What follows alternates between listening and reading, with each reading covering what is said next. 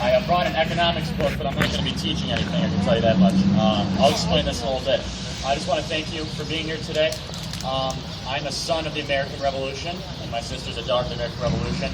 My family has served in every major world war dating back to the American Revolutionary War, and it means a lot to support our troops and to be there for them, even sometimes when the government is not.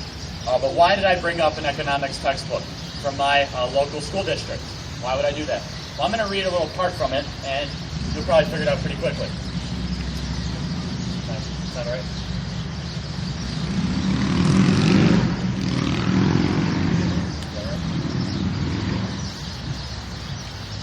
Thank you. I'm going to read, and I quote from the book. Outputs and other signs of growth show no sign of acceleration in economic activity after the Reagan tax cuts. In our economics textbook, taught in our public schools about 5 miles south from here. Now, why would I bring that up in a rally from here? Well, what Turning Point USA stands for, what we're trying to do is we're going into the high schools and the colleges to challenge these textbooks that publish flat out falsehoods and fallacies. I took this to my teacher, I took this to the school board, and I said, this is not factually correct. This is inaccurate. Because after the Reagan tax cuts, 23 million jobs were created.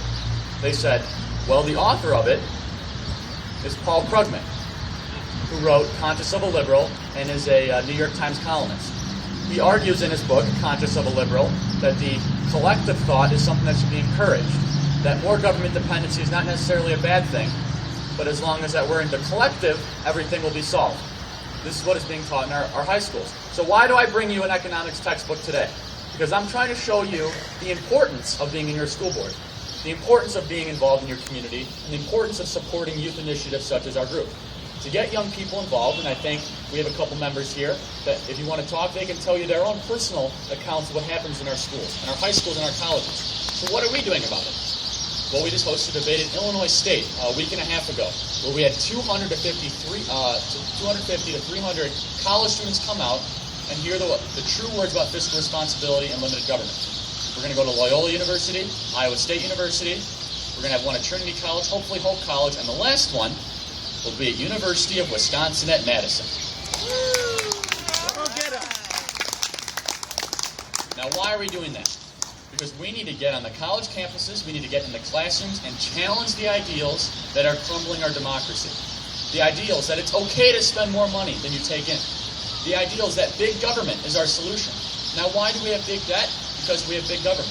Now, I loved what Patrick Henry said there. I'm going to kind of go back to the founders. Now, people know that we are founded on a tax revolt. But not so often do people ask the question, why was Britain taxing us? Because Britain, or England at that time, accumulated unbelievable amounts of debt 7 years before them taxing. They doubled national debt 7 years from the first tax that they put on the American people.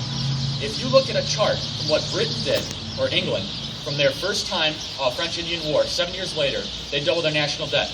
7 years ago, our debt was $7.5 trillion. It is now $16 trillion. We doubled our national debt in 7 years. So what is our leadership trying to do?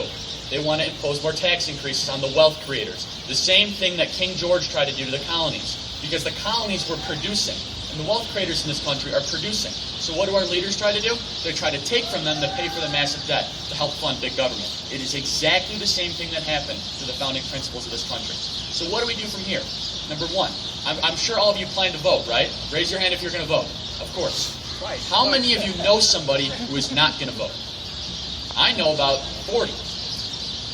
Every single person that believes in fiscal responsibility, limited government, and not spending more money than you take in gets one person that did not vote last time vote in this election. We win by a landslide. To vote for the most fiscally responsible candidate, vote for the candidate that has a proven track record of balanced budgets and not spending more money than you take in. We win the Senate, the House, and the presidency by far. But what does that take? That takes you going out in the public square and challenging the ideals. Not being afraid of debate, like what we're doing. Going into the colleges, debating the professors, debating the students on the same ideals that are being pushed forward in these textbooks. These textbooks that are crumbling our schools and our universities. The last thing I'll say is this. It's about courage. And it has to do with debate. I had the honor to meet Congressman Paul Ryan and Governor Scott Walker, who I admire both of them very much so. And what makes them different is they both have courage. Why does Congressman Paul Ryan continue to put forth budgets to the Congress, even though they know he's going to get attacked? Why does he do that? He doesn't get paid anymore. He gets paid the same as members of Congress, such as Congresswoman Pelosi or Congressman Waxman. He gets paid the exact same. But why does he do it? Because he has courage. Why did Governor Walker put forth a plan that he knew people would be on his doorstep rioting? Because he had courage. And we need to have more courage, get out into the public square, debate the issues, and get people involved. And do not let your school boards run wild, or else you will have these economics textbooks in every single school district nationwide. I encourage you to check out Turning Point USA. It is the youth initiative for this country. And stay active. Don't forget to vote and challenge the principles. Thank you very much.